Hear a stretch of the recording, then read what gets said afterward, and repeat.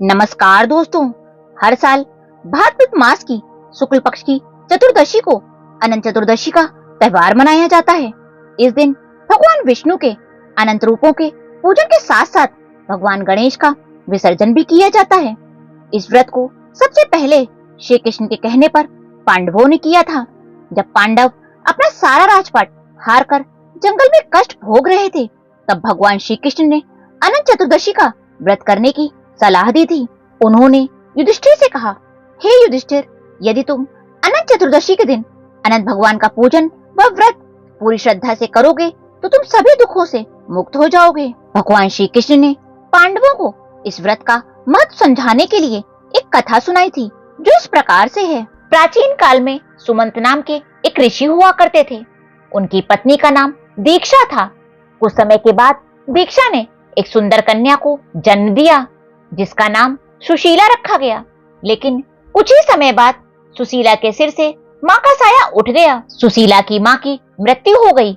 अब ऋषि को बच्चे के लालन पालन की चिंता होने लगी, तो उन्होंने दूसरा विवाह करने का निर्णय ले लिया। उनकी दूसरी पत्नी और सुशीला की सौतेली मां का नाम कर्कशा था।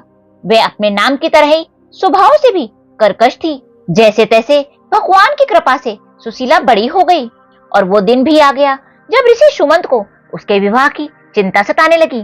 काफी प्रयासों के बाद कौंडिन्य ऋषि से सुशीला का विवाह संपन्न हुआ। विदाई के समय कर्कशा ने दामाद को कुछ ईंटें और पत्थरों के टुकड़े बांध कर दिए। कौंडिन्य ऋषि अपनी पत्नी को लेकर अपने आश्रम की ओर चल पड़े।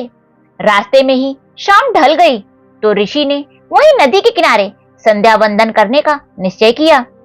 इसी दौरान सुशीला ने देखा कि बहुत सारी महिलाएं वहां कोई पूजा कर रही थीं।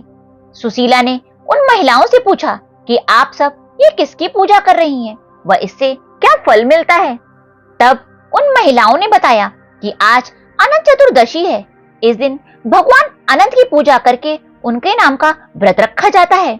यह सब सुनकर सुशीला ने भी वहीं उस व्रत का संकल्प ले लिया और 14 गांठों वाला डोरा अपने हाथ में बांधकर ऋषि कौंडिन्य के पास आ गई। ऋषि कौंडिन्य ने सुशीला से डोरे के बारे में पूछा, तो उसने सारी बात बता दी। ऋषि कौंडिन्य ने सुशीला को ये सब करने से मना कर दिया और उस पवित्र धागे को निकालकर अग्नि में डाल दिया। इसके बाद उनकी सारी संपत्ति नष्ट हो गई और वे दोनों बहुत दुखी रहने लगे।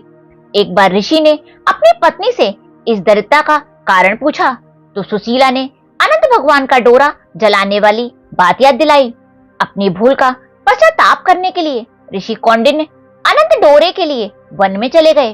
वन में कई दिनों तक भटकते भटकते एक दिन निराश होकर भूमि पर गिर पड़े। तब अनंत भगवान प्रसन्न होकर बोले, हे कौंडिन्य, तुमने मेरा तिरस्कार किया था, उसी से तुम्हें इतना कष्ट भोगना पड़ा। अब तुम्हारे पश्चाताप से मैं बहुत प्रसन्न हूँ। अब तुम घर जाकर विधि पूर्वक अनंत चतुर्दशी का व्रत करो। 14 वर्षों तक व्रत करने से तुम्हारा दुख दूर हो जाएगा। तुम धन धान्य से संपन्न हो जाओगे। ऋषि कौंडिन्य ने वैसा ही किया और उनके सारे क्लेश दूर हो गए। श्री कृष्ण की आज्ञा से युधिष्ठिर ने भी अनंत भगवान का 14 वर्षों तक व्रत किया, जिसके प्रभाव से पांडव महाभारत के युद्ध में विजय हुए। इसके बाद से ही अनंत चतुर्दशी का व्रत प्रचलन में आया। जो भी मनुष्य अनंत चतुर्दशी के दिन अनंत भगवान का श्रद्धा पूर्वक पूजन करता है, वह इस कथा को श्रवण करता है, उसके सभी दुख दूर हो जाते हैं। बोलो अनंत भगवान की जय। बोलो विष्णु भगवान की जय।